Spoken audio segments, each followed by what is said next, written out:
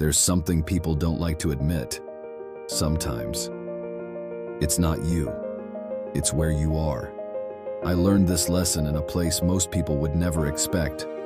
On the corner of a busy street that never seemed to sleep. Noise everywhere. Arguments, laughter, music bleeding into traffic. It looked alive.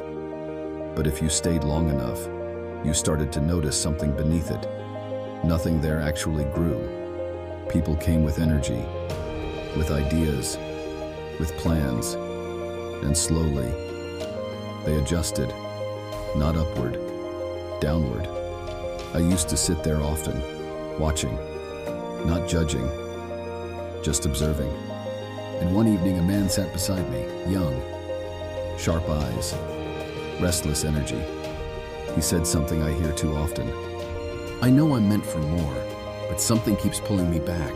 I didn't answer immediately. Instead, I asked him a question. Where do you spend most of your time? He laughed.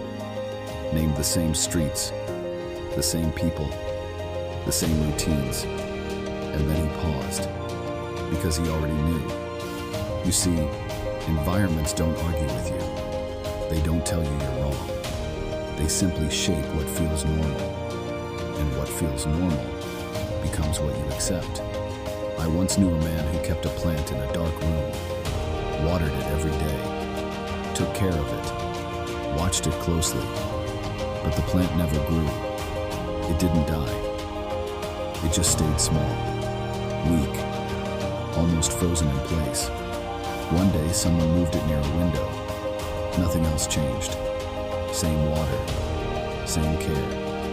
But now, light. Within weeks, it transformed. Not because it learned something new, but because it was finally in a place that allowed it to become what it already was. That's how people are. But here's the uncomfortable part. Most people don't leave the dark room. Not because they can't, because they've adapted to it. They start calling it home. They start calling it comfort. They even defend it.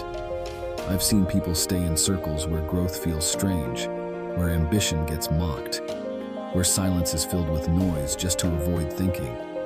And slowly, without realizing it, they shrink to fit the space. That's how powerful environment is. It doesn't break you loudly. It reshapes you quietly. There was a time in my life when I didn't understand this. I thought discipline was enough, that if I stayed strong, focused, determined, I could outgrow anything. But I kept finding myself in the same place, same habits creeping back, same thoughts repeating, same energy draining me, until one day, an older man told me something I didn't want to hear. You're trying to build a clear mind in a noisy room. That sentence stayed with me because it explained everything. You can't heal in the place that keeps hurting you. You can't grow in the place that rewards your stagnation. You can't think clearly in a space designed to distract you. And yet, people try every day. They blame themselves for not thriving, while standing in environments that quietly resist their progress. That's the hidden battle. Not effort, not talent, placement. Where you place yourself determines what grows inside you. Think about it. Your conversations shape your thoughts. Your surroundings shape your habits.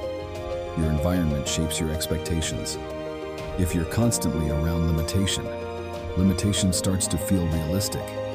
If you're surrounded by distraction, focus starts to feel unnatural. And if you stay there long enough, you stop questioning it. That's the danger. Not that the environment is bad, but that it slowly becomes invisible. I remember the day I left that street corner for good. Nothing dramatic happened. No argument, no breaking point. Just a quiet decision. I stood up and walked away. At first it felt strange.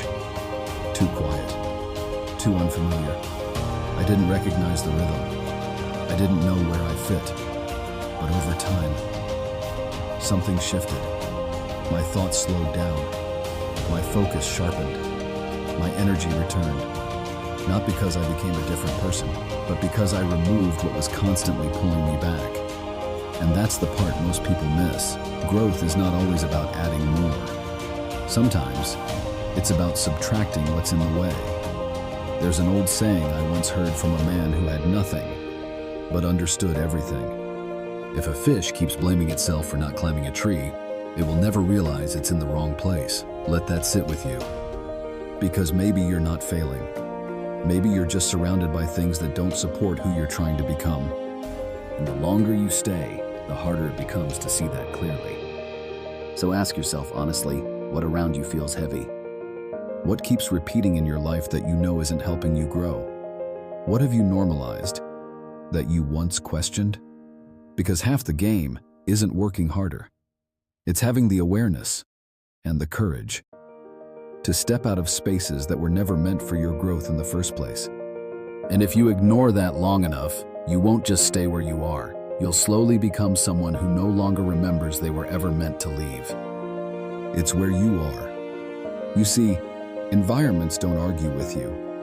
You're trying to build a clear mind in a noisy room. If a fish keeps blaming itself for not climbing a tree, it will never realize it's in the wrong place. You won't just stay where you are. You'll slowly become someone who no longer remembers they were ever meant to leave.